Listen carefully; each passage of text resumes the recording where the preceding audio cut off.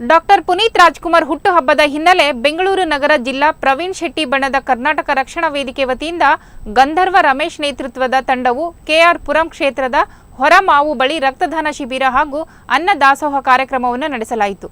ಇದೇ ವೇಳೆ ಮಾತನಾಡಿದ ಗಂಧರ್ವ ರಮೇಶ್, ಪುನೀತ್ ರಾಜ್ಕುಮಾರ್ ಅವರ ಆದರ್ಶಗಳನ್ನು ಮೈಗೂಡಿಸಿಕೊಂಡು ಅವರಂತೆ ಜನರಿಗೆ ಉಪಕಾರ ಮಾಡುವ ಮನೋಭಾವವನ್ನು ಬೆಳೆಸಿಕೊಳ್ಳುವಂತೆ ಕಿವಿಮಾತು ಹೇಳಿದರು. ರಕ್ಷಣಾ ವೇದಿಕೆಯಿಂದ ನಮ್ಮ ವರ್ಮಾ ಭಾಗದಲ್ಲಿ ಪುನೀತ್ ರಾಜ್ಕುಮಾರ್ ಅವರ ಪುತ್ಥಳಿಯನ್ನು ಅನಾವರಣ ಮಾಡಿದ್ದೀವಿ. 2 ವರ್ಷದ ಹಿಂದೆ ಪ್ರತಿ ವರ್ಷವೂ ಸಹ ನಾವು ಅನ್ನದಾನಗಳು, ನೇತ್ರದಾನ ಹಾಗೂ ರಕ್ತದಾನ ಕಾರ್ಯಕ್ರಮಗಳನ್ನ ಹಮ್ಮಿಕೊಂಡು ಅವರ ಹೆಸರಲ್ಲಿ ಒಂದು ಸ್ಫೂರ್ತಿ ದಿನ ಅಂತ ಆಚರಿಸ್ತಾ ಇದ್ದೀವಿ. ಈಗಾಗಲೇ ಸರ್ಕಾರ ಸ್ಫೂರ್ತಿ ದಿನ ಅಂತ ಆಚರಿಸ್ಬೇಕಂತ ಘೋಷಣೆ ಮಾಡಿತ್ತು. ಯಾರು ಮಾಡ್ತಾರೋ ಬಿಡ್ತಾರೋ, ನಾವು ರಾಜವಂಶದಿಂದ ನಾವು ಖಂಡಿತವಾಗಿ 17ನೇ ತಾರೀಕು ಮಾರ್ಚ್ ಬಂದರೆ ಸ್ಫೂರ್ತಿ ದಿನ ಆಚರಿಸ್ತೀವಿ.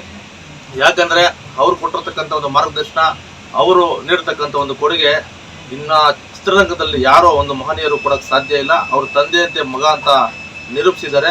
ಹಾಗಾಗಿ ಕೋಟ್ಯಾಂತರ ಹೃದಯ ಸಿಂಹಾಸನಾಧೀಶ್ವರ ಹಾಗೂ ಅವರ ಕುಟುಂಬಕ್ಕೆ ಒಂದು ಸ್ಫೂರ್ತಿಯಾಗೋ ಮಟ್ಟಕ್ಕೆ 7 ಕೋಟಿ ಕನ್ನಡಿಗರ ಆರಾಧ್ಯ ದೇವ ಆಗಿದ್ದಾರೆ ಅಂತ ಹೇಳ್ತಾ ಈ ಸಂದರ್ಭದಲ್ಲಿ ಎಲ್ಲರಿಗೂ ಪುನೀತ್ ರಾಜ್ಕುಮಾರ್ ಜನ್ಮದಿನದ ಶುಭಾಶಯಗಳನ್ನ ಕೋರ್ತಾ ಇದ್ದೇನೆ. ಪುನೀತ್ ರಾಜ್ಕುಮಾರ್ ಅವರ ಸಂದೇಶ ನೋಡಿ, ಈಗ ಬೇಸಿಗೆನಲ್ಲಿ ಬಹಳಷ್ಟು ಕುಡಿಯೋ ನೀರು ಅಭಾವ ಜಾಸ್ತಿ ಇದೆ.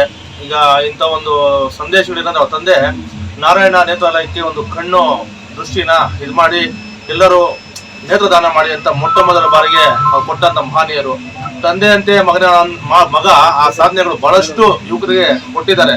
ನಾವು ಅವರ ಒಂದು ಹಾದಿಯಲ್ಲೇ ಯುವಕರಿಗೆ ಮುಂದಿನ ದಿನಗಳಲ್ಲಿ ಒಂದು ಪರಿಸರಕ್ಕೆ ಹೆಚ್ಚು ಒತ್ತು ಕೊಡಬೇಕು ಅಂತ ಆಯ್ತಾ.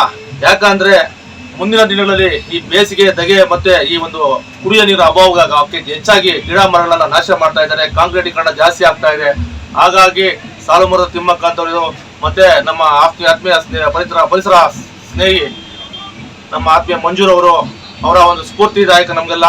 ಹಾಗಾಗಿ ಎಲ್ಲ ಬಡಾವಣೆಗಳಲ್ಲೂ ಆದಿ ಬೀದಿಗಳಲ್ಲೂ ರಾಜ ಬೀದಿಗಳಲ್ಲೂ ನಾವು ಹೆಚ್ಚು ಪರಿಸರಕ್ಕೆ ಒತ್ತು ಕೊಡೋಣ ಅಂತ ಯುವಕರಿಗೆ ಸಂದೇಶ ನೀಡ್ತಾ ಇದ್ದೀನಿ.